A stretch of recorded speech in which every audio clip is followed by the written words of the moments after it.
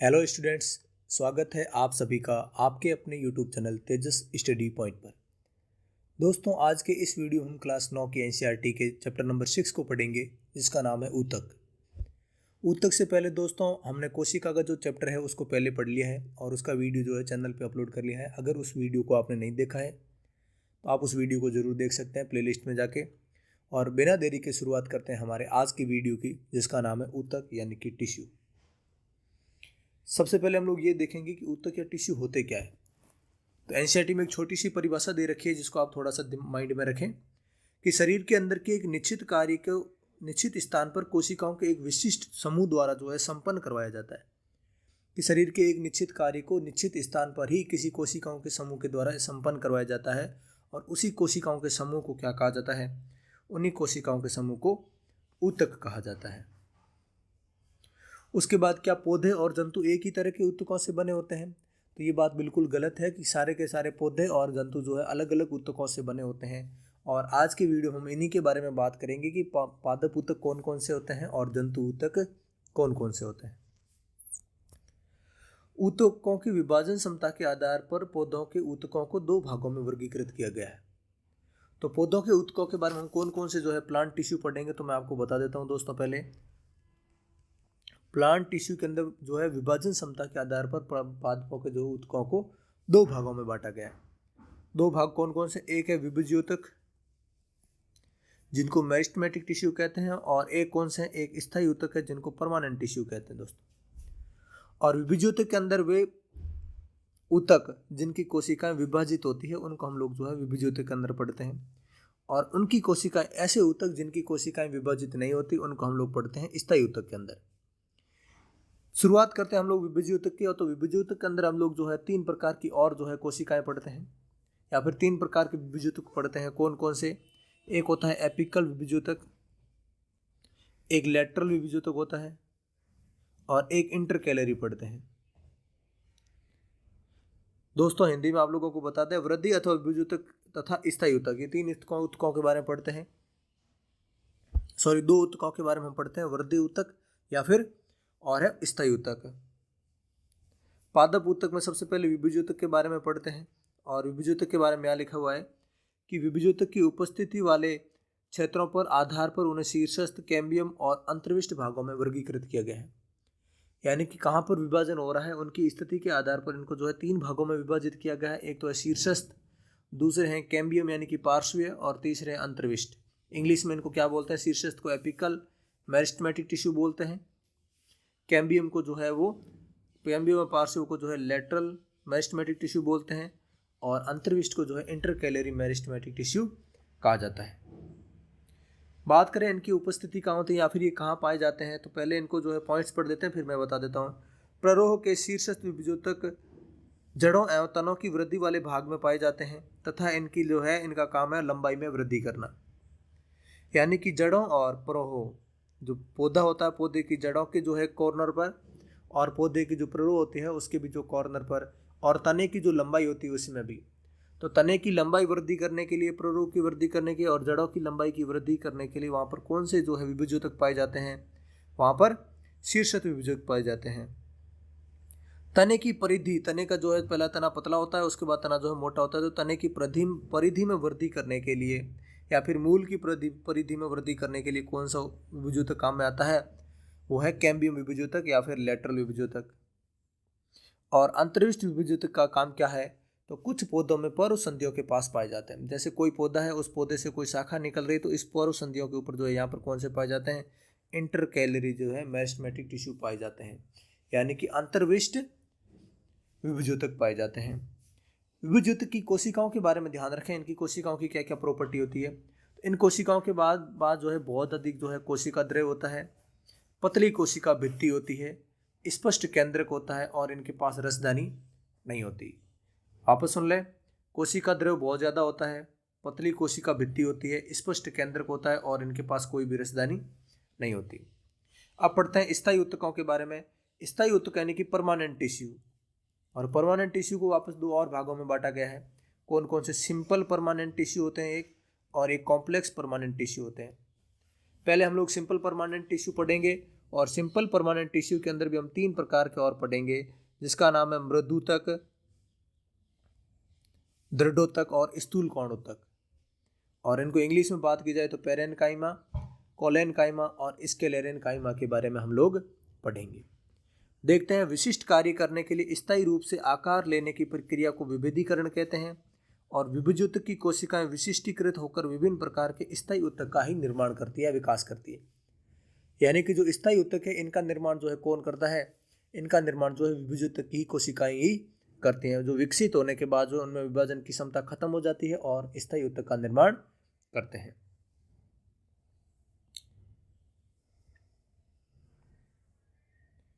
स्थायी ऊतक में हम लोग क्या पढ़ते हैं? पेरेनकाइमा। पेरेनकाइमा सबसे अधिक पाया जाने वाला स्थायी ऊतक है, सरल स्थायी ऊतक है। और यह पतली कोशिका भित्ति वाली सरल कोशिकाओं से बनता है और ये कोशिकाएं जीवित होती है। और ऊतक की कोशिकाओं में काफ़ी जो है रिक्त स्थान पाया जाता है। रिक्त स्थान बोले तो जो दो कोशिका हैं, दो कोशिकाओं के बीच में जो जगह होती है इसको हम लोग क्या बोलते हैं? रिक्त स्थान बोलते हैं, जिसको इंटरसेल्यूलर स्पेस कहते हैं।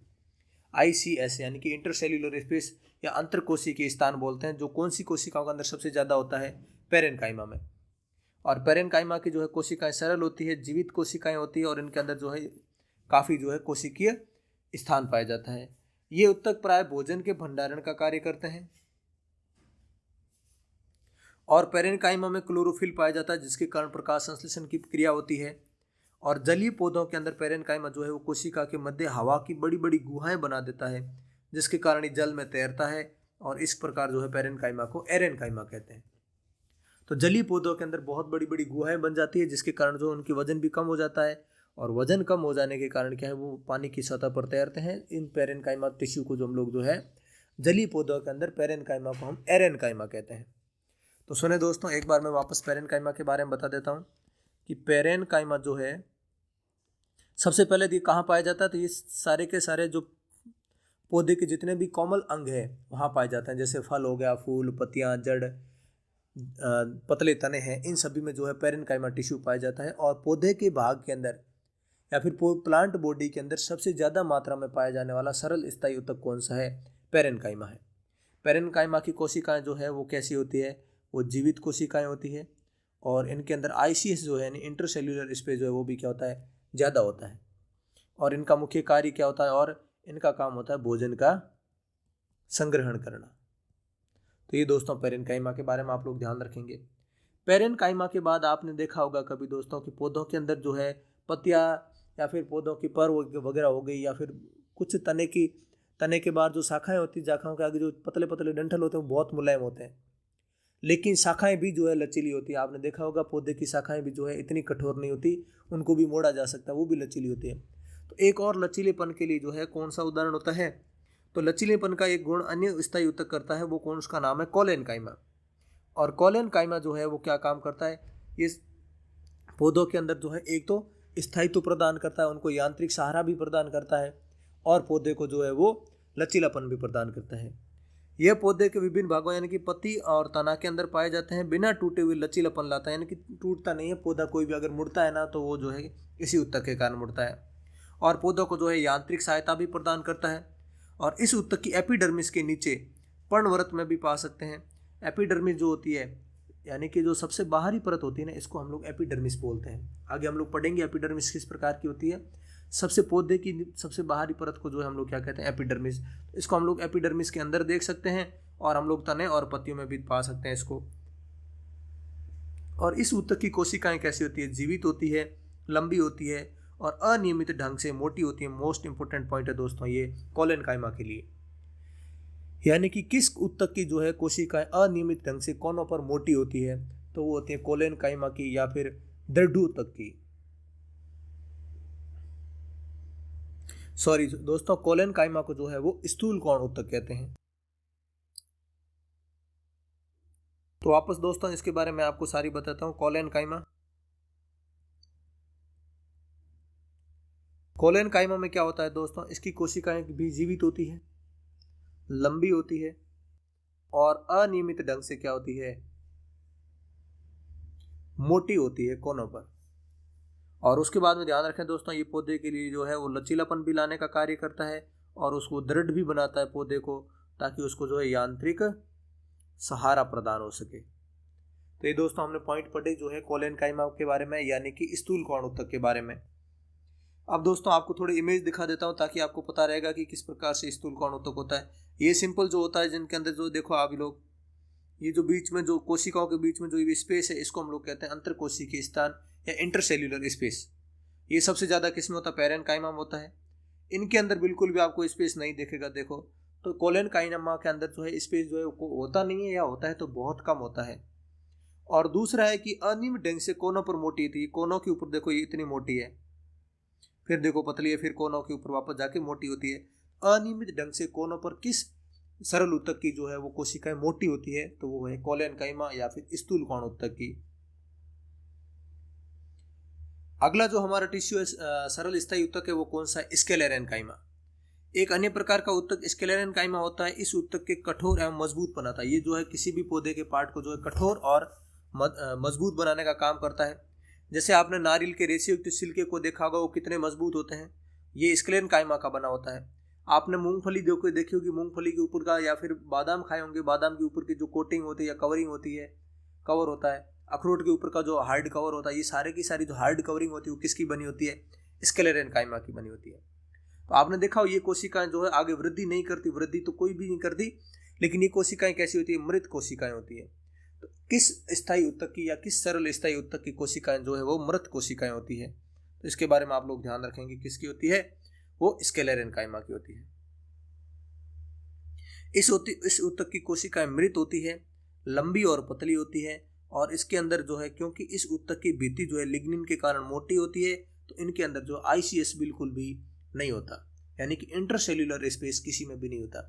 आप नारियल के ऊपर पानी डाल दोगे, पानी जो है नारियल के अंदर बिल्कुल भी नहीं जाएगा, क्योंकि जो है इसकी कोशिका भित्ति जो है वो लिग्निन के कारण क्या हो जाती है? मोटी हो जाती है। इसकी कोशिका भित्ति लिग्निन के कारण मोटी हो जाती है, और इसी कारण जो इनके अंदर जो है इंटरसेल्यूलर स्पेस यानी कि अंतरकोशिकीय स्थान बिल्कुल भी नहीं होता, और इसी कारण जो है इसके अंदर किसी भी प्रकार का कोई भी पदार्थ प्रवेश नहीं करता। तो कोशिका के भीतर कोई भी अंतरकोशिकीय स्थान नहीं होता। तो ये दोस्तों हमने जो है सरल ऊतक को पढ़ लिया, सरल स्थायी ऊतक को।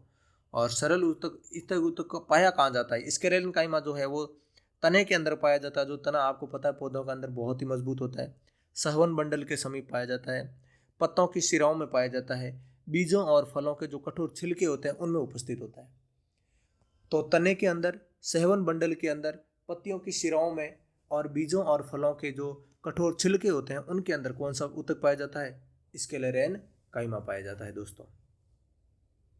अब दोस्तों हमने जो है कोलेनकाइमा, स्क्लेरेनकाइमा और पेरेनकाइमा के बारे में कंप्लीट पढ़ लिया। थोड़ा सा अगर सिंपल से आप जो है जल्दी से पढ़ना चाहो तो ये याद कर सकते हो कि पेरेनकाइमा, स्क्लेरेनकाइमा, कोलेनकाइमा और स्क्लेरेनकाइमा। तो आप इसके अंतर देखो तो ये क्या होती है? ये सिंपल और ये सर्वाधिक पाया जाता है, बाकी वाले कम पाए जाते हैं। ये सबसे मृदु भागों, पौधे के जितने भी मृदु भाग होते हैं, जड़, तना, पत्तियाँ या फिर फूल हो गए, फल, कलियाँ, इन सभी के अंदर जो है कौन सा ऊतक पाया जाता है? पेरेनकाइमा। और ये इसकी कोशिकाएं भी जीवित होती है, इसकी भी जीवित होती है, और स्क्लेरेनकाइमा की कोशिकाएं जो होती हैं वो मृत कोशिकाएं होती हैं। स्क्लेरेनकाइमा जो है कठोर छिलकों में पाया जाता है, और तनों और सहवन बंडल में भी पाया जाता है। और कोलेनकाइमा कहाँ पाया जाता है? कोलेनकाइमा तने के अंदर पाया जाता है, पत्तियों के अंदर पाया जाता है, यहाँ पर जो है कोलेनकाइमा पाया जाता है। और पौधे की जो एपिडर्मिस के भीतरी भाग है वहाँ पर भी कौन सा ऊतक पाया जाता है? कोलेनकाइमा पाया जाता है। और इसके अंदर जो है दोस्तों आपने देखा होगा इसकी कोशिकाएं लंबी होती है, इसकी कोशिकाएं भी कैसी होती है? लंबी होती है। स्क्लेरेनकाइमा की कोशिकाएं जो है लिग्निन की जमाव के कारण जो है मोटी होती है, इसके कारण इनके अंदर जो आईसीएस इंटरसेल्यूलर स्पेस बिल्कुल नहीं होता है। और कोलेनकाइमा में होता भी नहीं है, होता है तो बहुत कम होता है। आप ऐसे याद रखिए, इनमें बहुत कम होता है और इसमें बहुत ज़्यादा होता है। तो पेरेनकाइमा में इंटरसेल्यूलर स्पेस बहुत ज़्यादा होता है, कोलेनकाइमा में कम होता है, और स्क्लेरेनकाइमा के अंदर बिल्कुल भी नहीं होता। अब दोस्तों हम लोग पढ़ रहे हैं जटिल स्थायी ऊतकों के बारे में पढ़ेंगे, और उनसे पहले हम लोग पढ़ते हैं दोस्तों एपिडर्मिस के बारे में। तो कोशिकाओं की सबसे बाहरी परत कौन सी होती है? एपिडर्मिस होती है। और शुष्क स्थानों पर मिलने वाले पौधों की एपिडर्मिस मोटी हो जाती है, जो जल के क्षय को बचाव हेतु महत्वपूर्ण है, क्योंकि पौधे की पूरी तरह से जो है सतह एपिडर्मिस से ढकी रहती है। पौधे की जो सतह है वो पूरी तरीके से जो है एपिडर्मिस से ढकी हुई रहती है, और इसी कारण जो है वो पौधे और मरुस्थलीय जो पौधे होते हैं उनकी एपिडर्मिस और ज़्यादा मोटी होती है। और मोटी क्यों होती है? ताकि वहाँ से जो है जल की हानि ना हो, क्योंकि मरुस्थलीय पौधों के पास जल की जो है अपेक्षाकृत कमी रहती है। एपिडर्मिस कोशिकाओं का जो है मुख्य काम होता है रक्षा करने का, अतः इसकी कोशिकाएं बिना किसी अंतर कोशिकीय स्थान के जो अछिन्न परत बनाती, मतलब जो एपिडर्मिस की जो कोशिकाएं होती हैं इनमें कोई भी इंटरसेल्यूलर स्पेस नहीं पाया जाता। बस इतना ध्यान रखेंगे दोस्तों। और एक और ये पॉइंट ध्यान रखेंगे कि पत्ती की जो एपिडर्मिस कोशिकाएं हैं उनके ऊपर छोटे छोटे छिद्र पाए जाते हैं, और उन छिद्रों को हम लोग क्या कहते हैं? उन छिद्रों को हम लोग स्टोमेटा या रंध्र कहते हैं।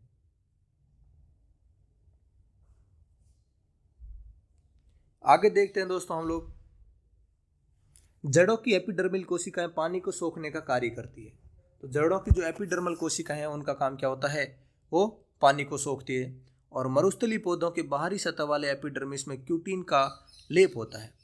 मरुस्थलीय पौधे जो है खुद को जल हानि से बचाने के लिए एक तो उनकी एपिडर्मिस थोड़ी मोटी होती है और उनके ऊपर जो है किसका लेप होता है? क्यूटिन का, जिससे जो है जल की हानि भी ना हो। तो ये पॉइंट ध्यान रखेंगे दोस्तों कि मरुस्थलीय पौधों की बाहरी सतह वाले एपिडर्मिस में किस पदार्थ का लेप होता है?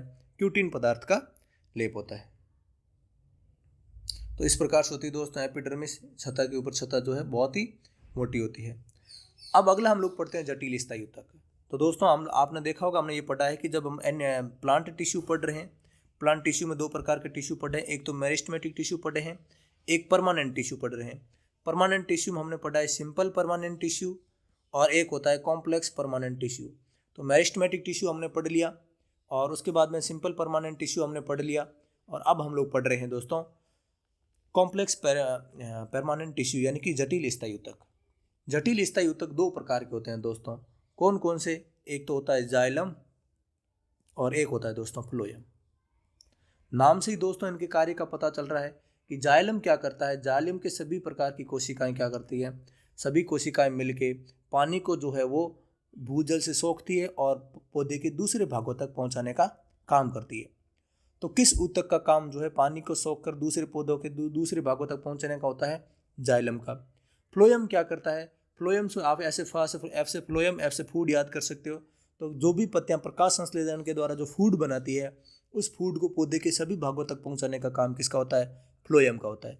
तो जल से जाइलम और फल से फ्लोएम या फूड से फ्लोएम याद रख सकते हो। तो फूड का जो सेवन करता है वो फ्लोएम करता है और जो जल का सेवन करता है वो जाइलम करता है। अब यहाँ पे देखते हैं जाइलम। जटिल ऊतक एक से अधिक प्रकार की कोशिकाओं से मिलकर बने होते हैं। ये सभी एक साथ मिलकर एक इकाई की तरह कार्य करते हैं। यही थोड़ा सा डिफरेंस है कि सरल स्थायी ऊतक और जटिल स्थायी ऊतकों के अंदर। सरल स्थायी ऊतक जो है एक ही प्रकार की कोशिकाओं से बने होते हैं और जटिल स्थायी ऊतक एक से अधिक प्रकार की कोशिकाओं से बने होते हैं। और ये एक से अधिक प्रकार की जो कोशिकाएं हैं वो मिलकर एक इकाई की तरह कार्य करती है। जाइलम और फ्लोएम जो है एक जटिल ऊतकों के उदाहरण जो मैंने आपको बता दिया।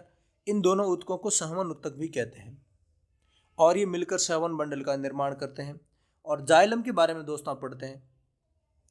जाइलम जो है किन किन से मिलकर बना होता है? तो जाइलम बना होता है जाइलम ट्रैकिड से, वाहिका, जाइलम पेरेनकाइमा और जाइलम फाइबर।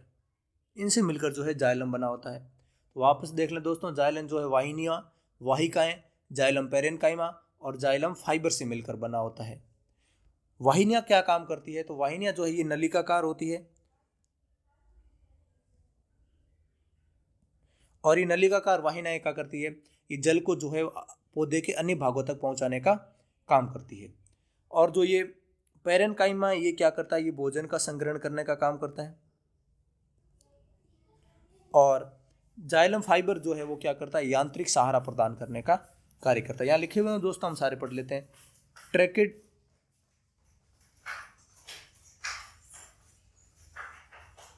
ट्रैकिड एवं वाहिका की कोशिकाएं जो है कोशिका भित्ति मोटी होती है। ट्रैकिड और वाहिकाओं की संरचना नलिकाकार होती है और इनके द्वारा पानी और खनिज लवण का ऊर्ध्वाधर संवहन होता है। ऊर्ध्वाधर यानी कि जड़ों से लेकर ऊपर पत्तियों के तक जो है वो जल और खनिज लवणों का संवहन होता है। पेरेनकाइमा भोजन का संग्रहण करता है और जाइलम फाइबर जो है वो सहारा देने का काम करता है। ये ध्यान रखेंगे दोस्तों। पौधे के जाइलम के किस भाग का जो है कार्य जो है यांत्रिक सहारा प्रदान करने का होता है? तो जाइलम फाइबर का।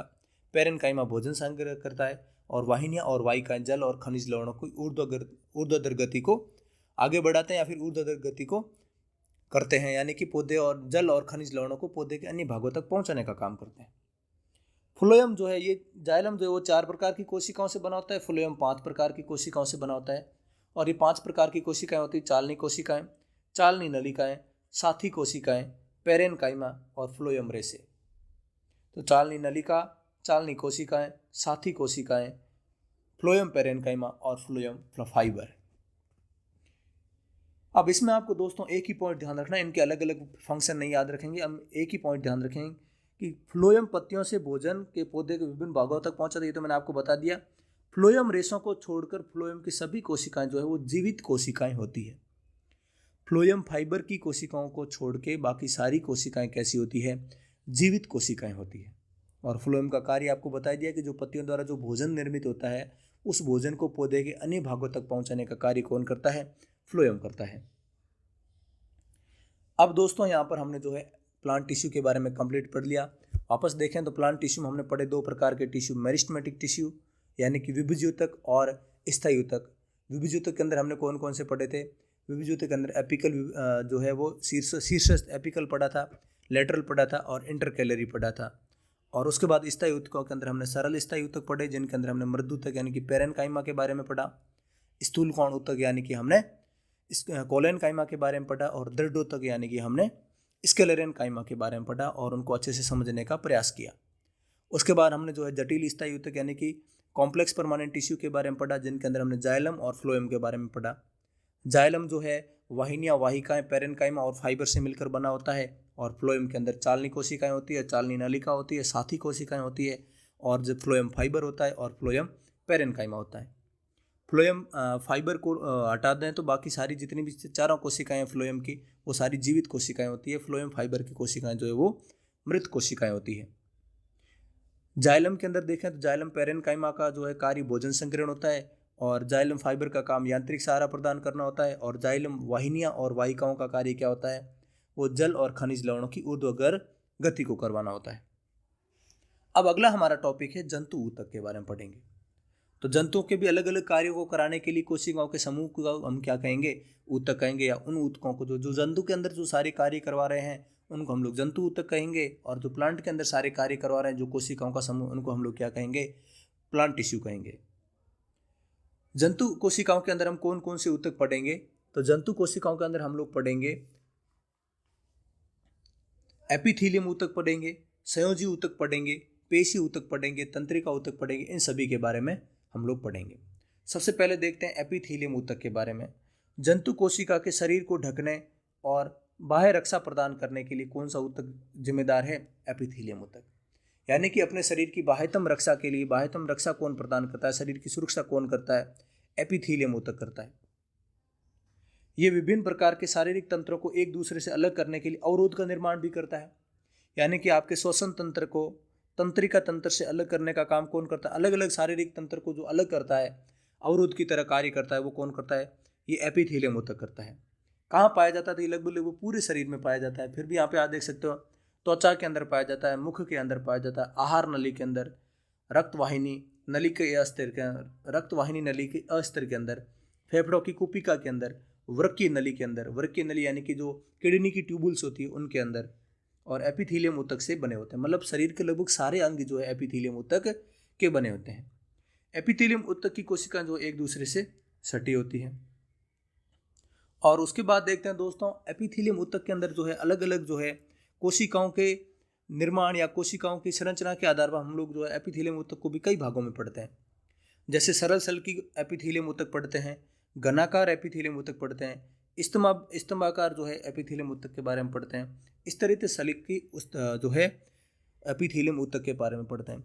दोस्तों ये थोड़ा सा इंपॉर्टेंट इसलिए है क्योंकि पूछा जा सकता है कि इन अपने को किसी शरीर के अंग का नाम दे दिया और इस अंग के अंदर कौन सा एपिथीलियम ऊतक पाया जाता है। तो इसके अंदर सारे के सारे जो एग्जाम्पल दे रखे हैं वो मैं आपको बताता चलूँगा। आगे देखते हैं हम लोग। रक्त की नलिका का अस्तर और कुपिका, जहाँ पदार्थों का सहवन वर्णात्मक पारगम्य झिल्ली द्वारा होता है। भाई आपने देखा होगा जो है यहाँ पे वर्णात्मक पारगम्य झिल्ली द्वारा जो है कार्बन डाइऑक्साइड जो है वो रक्त वाहिनियों से बाहर जाती है, और कार्बन डाइऑक्सीजन जो है वो रक्त वाहिनियों के अंदर आती है फेफड़ों में कुपिकाओं से। तो वहाँ पर और रक्त नलिकाओं में के अंदर जो है वो जहाँ पर वर्णात्मक पारगम्य झिल्ली पाई जाती है, गैसों का आदान प्रदान होता है, वहाँ पर चपटी एपिथेलियम ऊतक पाई जाती है। और चपटी एपिथेलियम ऊतक यानी कि एक परत वाली एपिथेलियम ऊतक पाई जाती है। और इसी एपिथेलियम ऊतक को जो है हम लोग क्या कहेंगे, इस एपिथेलियम ऊतक को हम लोग सल्की उपकला ऊतक कहते हैं। तो सल्की एपिथेलियम ऊतक कहते हैं। एपिथेलियम का मतलब होता है उपकला ऊतक। तो हमारे रक्त की नलिकाओं के अंदर और हमारी फेफड़ों की कुपिकाओं के अंदर किस प्रकार का एपिथेलियम ऊतक पाया जाता है? सरल सल्की उपकला ऊतक पाया जाता है। आर नली तथा मुख का अस्तर सल्की उपथेलियम से ढका होता है और शरीर का रक्षात्मक कवच अर्थात त्वचा इन्हीं सल्की एपिथेलियम से ढका होता है। और त्वचा की एपिथेलियम कोशिकाएं कटने तथा फटने से बचाने के लिए कई परतों में व्यवस्थित रहती है। चूंकि ये कई परतों में पैटर्न व्यवस्थित होता है, इसलिए इन्हें एपिथेलियम ऊतक को स्तरित सल्की एपिथेलियम कहते हैं। स्तरित सल्की एपिथेलियम यानी कि हमारे जो ये देखो, आप यहाँ पे एग्जाम्पल देखो, आहारनाल और मुख के अस्तर के अंदर तो जो है सरल सल्की उपकला ऊतक पाया जाता है, लेकिन हमारी त्वचा जो है आसानी से फटे नहीं, बाहरी वातावरण के संपर्क में आके त्वचा को कोई नुकसान ना हो, इसलिए त्वचा की जो कोशिकाएं होती है वो इस प्रकार से स्तरित रहती है। और इसको स्तरित यानी कि इसको बोलते हैं स्ट्रेटिफाइड। तो स्ट्रेटिफाइड एपिथेलियम ऊतक जो होता है वो कौन सा होता है? त्वचा के अंदर पाया जाता है, अलग अलग परतों के अंदर होता है। श्वास नली में स्तंभाकार एपिथेलियम ऊतक होते हैं और वहाँ पर सीलिया प्रेजेंट होते हैं। सीलिया क्या होते हैं? जैसे ये श्वास नली है तो यहाँ छोटी छोटी जो है इस बालों जैसी संरचना होती है, जिसको हम लोग सीलिया कहते हैं। हिंदी में इसको हम लोग क्या बोलते हैं? पक्षमाभ कहते हैं। तो श्वास नली के अंदर पक्षमार्ग उपस्थित होते हैं, जो एपिथेलियम ऊतक की कोशिकाओं की सतह पर बाल जैसी संरचनाएं होती है। और ये पक्षमार्ग गति करता है, हल्की हल्की ऐसी गति करते रहते हैं और जो है जो भी श्लेष्मा होता है उसको आगे स्थानांतरित करते हैं। इस प्रकार एपिथेलियम ऊतक को हम क्या कहेंगे? पक्षमाभी स्तंभाकार एपिथेलियम ऊतक। तो इस पर जो हमारे श्वास नली के अंदर किस प्रकार का ऊतक पाया जाता है या किस प्रकार का एपिथेलियम ऊतक पाया जाता है? तो पक्षमाभी स्तंभाकार पाया जाता है। घनाकार एपिथेलियम ऊतक कहाँ पाया जाता है? तो हमारी जो किडनी की ट्यूबुल्स होती है, जो हमारी किडनी ट्यूबुल्स और लार ग्रंथि यानी कि जो सलाइवरी डक्ट होती है, वहाँ पर नली के स्तर का नाम या अस्तर का निर्माण कौन करता है? वो करता है घनाकार एपिथेलियम ऊतक। तो ये दोस्तों नाम थोड़े से अजीब है, लेकिन आप यहाँ पे इस प्रकार से कॉलम बना के लिख सकते हो कि सरल सल्की उपकला जो है हमारे कहाँ पाई जाती है, स्तरित सल्की उपकला हमारे कहाँ पाई जाती है, स्तंभाकार उपकला ऊतक कहाँ पाया जाता है, और घनाकार उपकला ऊतक हमारे शरीर के किस अंग में पाया जाता है। तो घनाकार हमारी जो किडनी ट्यूबुल्स और लार यानी कि सलाइवरी डक्ट होती है, वहाँ पर के जो उनके अस्तर होते हैं, उनकी जो ऊपर की त्वचा होती है, उनका निर्माण कौन करता है? वो करता है घनाकार एपिथेलियम ऊतक। और कभी कभी एपिथेलियम ऊतक का कुछ भाग अंदर की ओर मुड़ा होता है और बहुकोशिकीय ग्रंथि का निर्माण करता है, और उन ग्रंथि का जो उपकला ऊतक ग्रंथि का निर्माण करते हैं उनको हम लोग ग्रंथिल एपिथेलियम ऊतक कहते हैं। तो दोस्तों वापस पढ़े तो हम लोगों ने उपकला ऊतक के बहुत सारे प्रकार पढ़े, जैसे सरल सल्की उपकला ऊतक पढ़ा यानी कि सिंपल स्क्वेमस, और उसके बाद हमने पढ़ा स्तरित सल्की उपकला ऊतक, स्तंभाकार उपकला ऊतक, पक्षमाभी स्तंभाकार उपकला ऊतक, घनाकार उपकला ऊतक और ग्रंथिल उपकला ऊतकों के बारे में पढ़ा। ये सारे उपकला ऊतक जो है अलग अलग भागों में पाए जाते हैं। जैसे पूछ ले कि श्वास नली के अंदर कौन सा उपकला ऊतक पाया जाता है, तो पक्षमाभी स्तंभाकार उपकला ऊतक पाया जाता है। लार ग्रंथि के अस्तर का निर्माण कौन सा उपकला ऊतक करता है? घनाकार उपकला ऊतक करता है। त्वचा जो है वो किस उपकला ऊतक की बनी होती है? तो वो सल्की उपकला ऊतक की तो बनी होती है, लेकिन वो बहुत स्तरों में होती है, तो वो होती है स्तरित सल्की उपकला ऊतक से बनी होती है। हमारे शरीर के जो कोमल यानी कि जो ब्लड की रक्त वाहिनियाँ हो गई, या हमारे शरीर की जो मुलायम जितने भी पार्ट है वो किसके बने होते हैं? सरल सल्की उपकला ऊतक के पाए जाते हैं। जैसे फेफड़ों की कुपिका हो गई और रक्त नलिका का अस्तर हो गया, ये सभी किसके बने होते हैं? सरल सल्की उपकला ऊतक के बने होते हैं। यहाँ पे दोस्तों हमने उपकला ऊतक के बारे में पढ़ लिया। अब अगला हमारा ऊतक है उसके बारे में पढ़ रहे हैं, संयोजी ऊतक। संयोजी ऊतक क्या करते हैं? तो यानी कि ये शरीर को जोड़ने का काम करते हैं और इसीलिए हम इसको बोलते हैं संयोजी ऊतक। संयोजी ऊतक के अंदर हम लोग पढ़ेंगे रक्त एक संयोजी ऊतक है, हड्डियाँ हमारे संयोजी ऊतक है, और हड्डियों के बाद हम लोग लिगामेंट, टंडन, कार्टिलेज, इन सभी के बारे में पढ़ते हैं। ये सभी हमारे शरीर के जो है प्रमुख संयोजी ऊतक है यानी कि कनेक्टिव टिश्यू है। देखते हैं रक्त जो है एक तरल जो है अधात्री भाग क्या प्लाज्मा कहते हैं। रक्त के अंदर जो है प्लाज्मा के अंदर जो है लाल रक्त कोशिकाएं, WBC और प्लेटलेट्स निलंबित रहते हैं। आप देख लो कि जो ब्लड होता है, ब्लड का 55% भाग जो है उसको हम लोग, जो तरल भाग होता है, लिक्विड पार्ट होता है, उसको हम लोग प्लाज्मा कहते हैं। इस प्लाज्मा के अंदर कोशिकाएं होती है 45%। कौन कौन सी? RBC, WBC और प्लेटलेट्स। ये तीनों कोशिकाएं जो है रक्त के अंदर किस फॉर्म में रहती है? निलंबित रहती है। निलंबन आपने जो है अपने चैप्टर के अंदर पढ़ा था, हमारे पिछले अध्यायों के अंदर, कि जब किसी भी विलायक के अंदर विलेय के कण अच्छी तरीके से नहीं घुलते हैं उनको हम लोग निलंबन कहते हैं। तो निलंबित रहते हैं। और रक्त क्या करता है? रक्त गैसों, शरीर में पचे हुए भोजन, हार्मोन और उत्सर्जित पदार्थों को जो है शरीर के एक भाग से दूसरे भाग तक पहुंचाने का काम करता है, जो हम सभी को पता है। जो दूसरी बात है दोस्तों, अस्थि भी एक प्रकार का संयोजन ऊतक है, क्योंकि अस्थि जो है, हड्डियां जो है हमारे पूरे शरीर को जोड़ के रखने का काम करती है। और एक बात ध्यान रखेंगे, हड्डियां दोस्तों कैल्शियम और फॉस्फोरस की बनी होती है। तो कभी दोस्तों ऐसा क्वेश्चन भी आ सकता है कि हमारे शरीर के अंदर फॉस्फोरस की कमी होने से किस प्रकार का रोग होगा? तो फॉस्फोरस या कैल्शियम की कमी से हमारी हड्डियां क्या हो जाएगी? कमजोर हो जाएगी। दो अस्थियां आपस में एक दूसरे से जुड़ी होती हैं अन्य संयोजी ऊतक से, उसे हम स्नायु कहते हैं। ये दोस्तों दो पॉइंट ध्यान रखें। जो बोन है वो बोन से जुड़ी रहती है, हड्डी जो है हड्डी से जुड़ी रहती है, और बोन जो है वो मसल से जुड़ी रहती है। जो हड्डी से हड्डी जोड़ने का काम करता है उस संयोजी ऊतक को हम लोग लिगामेंट कहते हैं। और लिगामेंट को हिंदी में क्या बोलते हैं दोस्तों? स्नायु बोलते हैं। और जो ऊतक या फिर जो संयोजी ऊतक बोन को मसल से जोड़ता है, यानी कि अपनी मांसपेशियों से हड्डियों को जोड़ता है, क्योंकि हमारी मांसपेशियां किससे चिपकी रहती है? हड्डियों से चिपकी रहती है। और कोई ना कोई तो संयोजी ऊतक होगा जो हड्डियों और मांसपेशियों को जोड़े रखता है, उसको हम लोग कहते हैं कंडरा। इंग्लिश में इसको दोस्तों टेंडन बोलते हैं। तो ये मोस्ट इंपॉर्टेंट क्वेश्चन अगर हमारे इस चैप्टर से बनता है तो ये हो सकता है कि किस ऊतक की या किस संयोजी ऊतक की सहायता से हड्डियां और मसल जो है आपस में जुड़ी रहती है? तो वो टेंडन की मदद से जुड़ी रहती है। और किस संयोजी ऊतक की मदद से हड्डियां आपस में जुड़ी रहती है? तो वो है बोन। और बोन आपस में किससे जुड़ी रहती है? लिगामेंट के द्वारा या फिर स्नायु के द्वारा। तो स्नायु जो है अस्थि बंधन तंतु जिसको बोलते हैं, जहाँ अस्थियां जुड़ती है। और एक अन्य प्रकार का संयोजी ऊतक है जिसको कंडरा कहते हैं, जो हमारी अस्थियों को किससे जोड़ता है? मांसपेशियों से जोड़ता है। एक और ऊतक होता है जो संयोजी ऊतक है, उसके बारे में हम पढ़ रहे हैं, उपास्थि या फिर उसको बोलते हैं कार्टिलेज। अन्य प्रकार का संयोजी ऊतक होता है जिसमें कोशिकाओं के बीच पर्याप्त स्थान होता है। कोशिकाओं के बीच पर्याप्त स्थान होने से ये जो संयोजी ऊतक है कार्टिलेज, ये हड्डियों की तरह इतना मजबूत नहीं होता। जैसे आपने कभी कान की हड्डी, नाक की हड्डी देखी होगी, तो ये इतनी जो है मजबूत नहीं होती, ये जो है थोड़ी मुलायम सी होती है। ये मुलायम क्यों होती है? क्योंकि इनके बीच, कोशिकाओं के बीच में जो है स्थान अधिक पाया जाता है।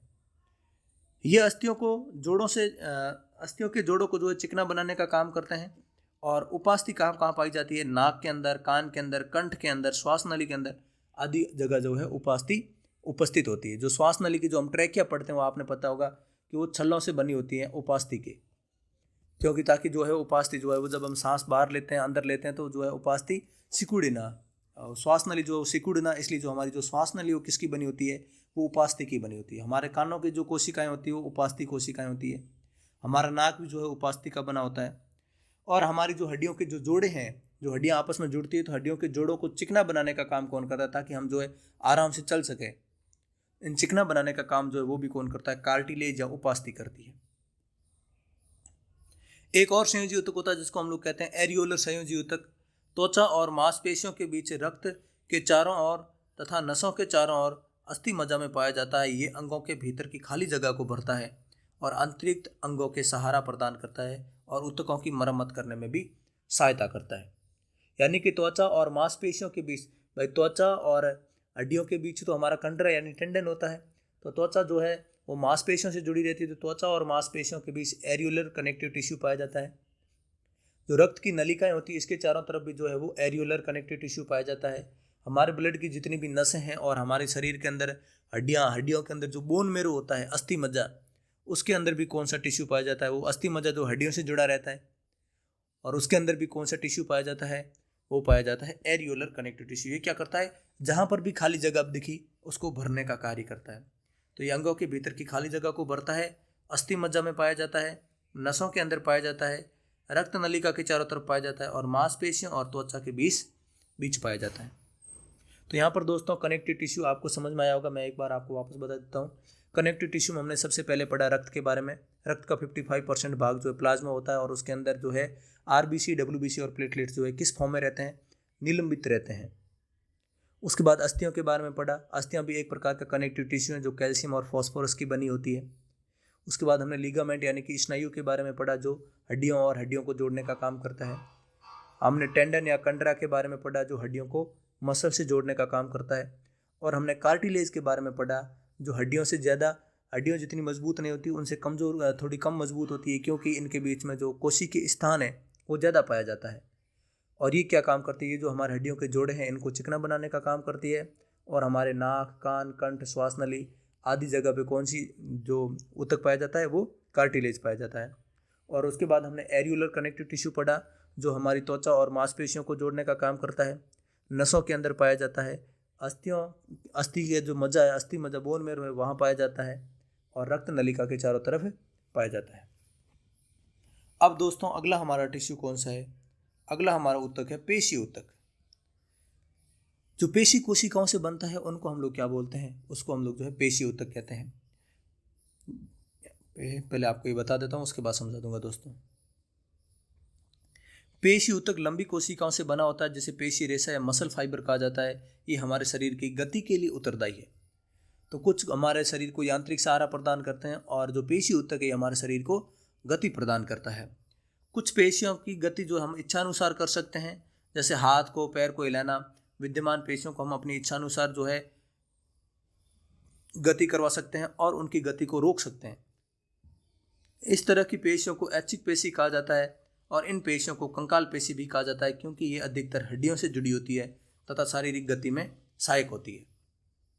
और इसी पेशियों को जो हम रेखिक पेशी भी कहते हैं। इस ऊतक की कोशिकाएं जो है लंबी, बेलनाकार और शाखा रहित और बहुनाभीय होती है। इससे आप लोग क्या समझे? तो दोस्तों हमारी जो पेशी ऊतक होता है वो तीन प्रकार के पेशी ऊतक पढ़ते हैं हम लोग। पहला पढ़ते हैं ऐच्छिक पेशी, मतलब ऐसी पेशियां जो हमारी इच्छानुसार गति कर, जैसे हम हाथ पेन से लिख रहे हैं, हम हाथ से हाथ हिला रहे हैं, पैर हिला रहे हैं, चल रहे हैं, रुक रहे हैं, ये सारी गतियां जो हम कर रहे हैं वो हमारी इच्छानुसार कर रहे हैं। ऐसी पेशियों को हम क्या कहते हैं? ऐच्छिक पेशियां। और ऐसी पेशियां जो जनरली जो है कंकाल से जुड़ी होती है, तो इसीलिए इस पेशी को भी कंकाल पेशी कहा जाता है। क्वेश्चन पूछ ले कि हमारे शरीर की किस पेशी को कंकाल पेशी के नाम से जाना जाता है, तो ऐच्छिक पेशियों को। और इनको जो है ये रेखिक जो है देखने पर ही जो है एक रेखा की जैसी दिखती है, इसलिए हम इसको जो है रेखित पेशी भी कहते हैं। और हमारी जो है ऐच्छिक गतियों को नियंत्रित करती हैं। और उसके बाद इनकी कोशिकाएं होती कैसी? तो कोशिका बेलनाकार होती है, इनके अंदर कोई भी शाखा नहीं होती और नाभिक जो है वो बहुत सारे होते हैं, बहुनाभिकीय होती है। एग्जाम्पल आपको उदाहरण देख रहे हो, ये देखो, तो ये दोस्तों बेलनाकार होती है और ये बहुत सारे जो है केंद्रक होते हैं और कोई भी शाखा नहीं होती। तो ये होती है हमारी ऐच्छिक पेशी। और दूसरी हमारी जो पेशी होती है उसको हम लोग पढ़ते हैं अनैच्छिक पेशी। जैसे हमारे आंखों की पुतलियों की गति है, जो हम खाना खाते हैं तो भोजन का प्रवाह होता है, जो हमारा सीधा का सीधा जो है वो पूरे भोजन का पाचन होता है, ये हमारे जो है कंट्रोल में नहीं होता। हमारे हृदय रक्त की जो नलिका है उसका प्रचार और संकुचन, जो सिकुड़ना और फैलना है। हमारी मूत्रवाहिनी और फेफड़ों और श्वसन नली की जो गति है, इस प्रकार की गतियाँ जो हमारे कंट्रोल में नहीं रहती, इन गतियों को हम लोग कहते हैं अनैच्छिक। इन गतियों को नियंत्रित करने वाली जो पेशियाँ होती है वो कौन सी पेशियाँ होती है? अनैच्छिक पेशियाँ होती है। आहार नली में भोजन का प्रवाह, रक्त नलिका का प्रसार और संकुचन जैसी गतियां ऐच्छिक नहीं है, अनैच्छिक है। इन गतियों को इच्छानुसार प्रारंभ या बंद नहीं कर सकते, अथवा अनैच्छिक पेशियां इन गति को नियंत्रित करती है। तो इन गतियों को जो हमारी इच्छा के अनुसार गतियां नहीं होती, जो ऑटोमेटिक होती है, इन गतियों को नियंत्रित करने का काम किन पेशियों का होता है? अनैच्छिक पेशियों का। ये आंख की पलक, मूत्रवाहिनी और फेफड़ों की श्वसनी में भी पाई जाती है। और इनकी कोशिकाएं जो है वो लंबी होती है और इनका आखिरी सिरा नुकीला होता है और इनकी कोशिकाएं एक केंद्रीय होती हैं और आरेखित पेशी भी इनको कहा जाता है। तो देखो, क्योंकि रेखा के रूप में नहीं होते तो इनको अरेखित बोला जाता है। इनके अंदर बहुत सारे जो है क्या एक कोशिका के अंदर जो है एक केंद्रक होता है और कोशिकाएं कैसी होती है? एक केंद्र की होती हैं। इनका आखिरी सिरा जो है वो नुकीला होता है और कोशिकाएं जो है इनको आरेखित पेशी भी कहा जाता है। और ये कहाँ पाई जाती है? आँखों की पलकों में, मूत्रवाहिनी में, फेफड़ों की श्वसनी में पाई जाती है। और तीसरे प्रकार की जो हमारी कोशिकाएं होती है वो होती हैं हृदय कोशिकाएं, मतलब हृदय पेशी। और हृदय पेशी क्या करती है? जीवन भर लयबद्ध होकर प्रसार एवं संकुचन करती रहती है। ये हमारे जन्म से लेकर मृत्यु तक ये कंटिन्यूसली क्या करती है? संकुचन और प्रचार, यानी कि सिकुड़ती है, फैलती है, सिकुड़ती है, फैलती है। और इन अनैच्छिक पेशियों को हम लोग क्या कहते हैं? कार्डिक पेशी या हृदय पेशी कहते हैं। हृदय की पेशियां कैसी होती है? बेलनाकार होती हैं, शाखाओं वाली होती हैं और एक केंद्र की होती है। तो ये बेलनाकार होती हैं, शाखाओं वाली होती हैं और एक केंद्र की होती है। एक पेशी के अंदर कितने केंद्रक होते हैं? एक केंद्रक होता है। तो ये हमारा दोस्तों हमने पेशी ऊतक को भी कंप्लीट कर लिया। अगला हमारा ऊतक जो है उसके हम लोग पढ़ रहे हैं तंत्रिका ऊतक के बारे में। तो आपने कभी देखा होगा हमारी जो चोट लगती है तो हम तुरंत उस चोट के प्रति जो है कुछ न कुछ, कोई भी हमारे ऊपर जो है उत्तेजना या फिर क्रिया होती है तो उसके प्रति हमारा माइंड जो है उसके प्रति प्रतिक्रिया देना जरूर करता है। किसी भी प्रकार का, भले वो प्लांट हो, भले किसी प्रकार का एनिमल हो, उसके अंदर जो है तंत्रिका ऊतक पाया जाता है। तंत्रिका ऊतक जो है किसका बना होता है? तो उसके अंदर एक मस्तिष्क होता है, मेरुरज्जु तथा तंत्रिकाएं। मस्तिष्क, मेरुरज्जु तथा तंत्रिकाओं से मिलकर जो है तंत्रिका ऊतक बने होते हैं। तंत्रिका ऊतक की जो कोशिकाएं होती है, इस ऊतक की जो सेल होती है, इन सेल को हम जो तंत्रिका कोशिका कहते हैं, या इसको इंग्लिश में हम लोग न्यूरॉन कहते हैं। आपको पता होगा कि हमारे शरीर की सबसे लंबी जो कोशिका होती है, पूछ ले कि मनुष्य शरीर की सबसे लंबी कोशिका कौन सी होती है? तो न्यूरॉन होती है। लगभग 1 मीटर जितनी लंबी भी हो सकती है न्यूरॉन। तो तंत्रिका ऊतक की कोशिकाओं को क्या कहा जाता है? तंत्रिका कोशिका या फिर न्यूरॉन कहा जाता है। और न्यूरॉन, प्राय प्रत्येक न्यूरॉन में एक तरह का एक लंबा प्रवर्ध होता है जिसको एक्सॉन कहते हैं, और बहुत सारी छोटी छोटी शाखाएं होती हैं जिनको डेंड्राइट कहते हैं। और एक तंत्रिका कोशिका 1 मीटर तक लंबी हो सकती है। तो ये आप इमेज समझें, ये जो न्यूरॉन का इमेज है, जो इसका जो लंबा प्रवर्ध होता है इसको हम लोग क्या कहते हैं? तंत्रिकाक्ष या एक्सॉन कहा जाता है। और ये जो शाखाएं होती है इनको हम लोग क्या कहते हैं? डेंड्राइट कहते हैं। और बीच में क्या होता है?